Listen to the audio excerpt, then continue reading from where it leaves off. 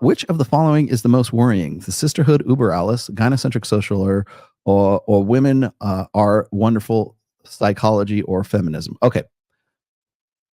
Very good question, actually. They're all kind of separate, though. I think the basis, though, I think on a psychological level, I think is the women are wonderful psychology.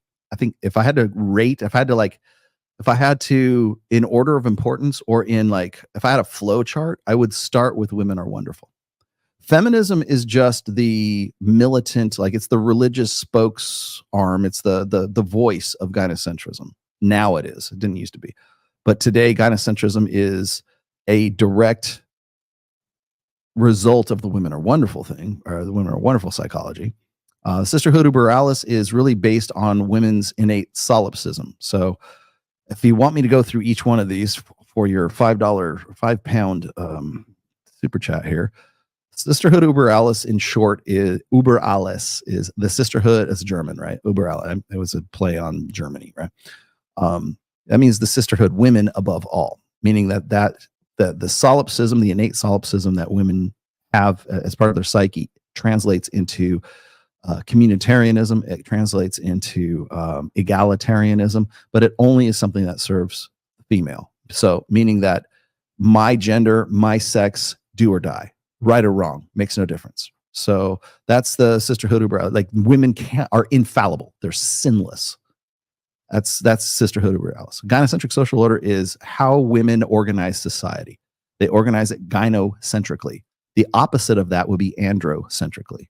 What does that mean? It means a social organization by women for women, not matriarchy. Remember, matriarchy is different. So patriarchy and androcentrism are both different.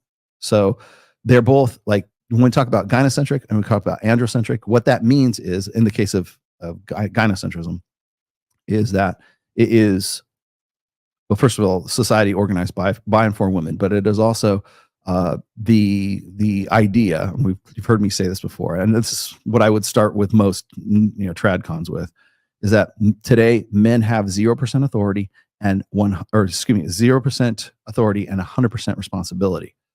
For women, it's the opposite.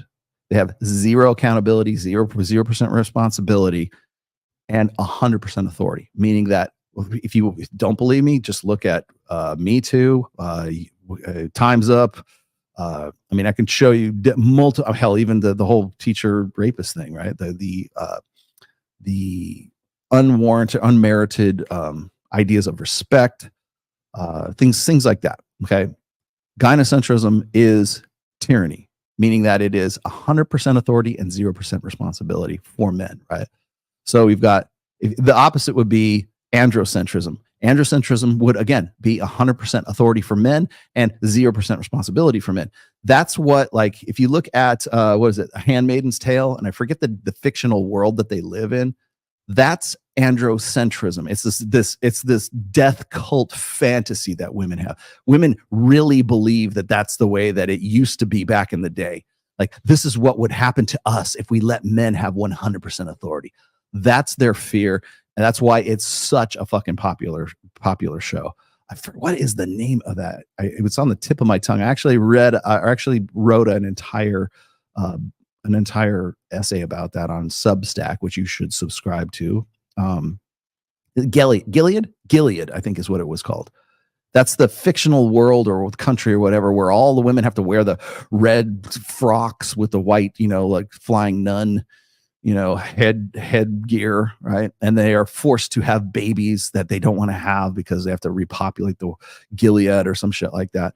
So it is 100% authority for men and 0% responsibility for women, meaning like they're completely helpless, right? That's androcentrism. The opposite is the same for gynocentrism.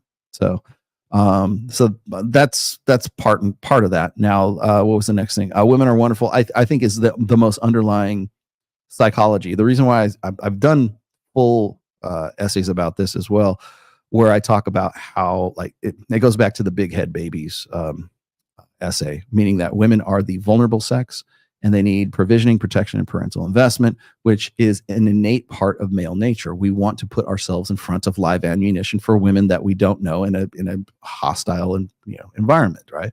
Women and children first. Men would rather die on the Titanic than jump in, than be considered a coward and get in the lifeboats, which, by the way, there was plenty of, in some of the cases, there's plenty of room for them. It's not that they didn't have enough lifeboats. This is guys would rather go down with the fucking ship, right? It's the innate protector dynamic, and that is all part and parcel of the women are wonderful aspect. Sperm is cheap, eggs are expensive. That's where we get this from. That's our innate, lizard brain, monkey brain understanding of it. That's where you get that. That is at the basis, I think, of all of this. That's underlying the sisterhood. That's underlying gynocentrism, and it's certainly underlying feminism. So that would be my answer to your question, young man.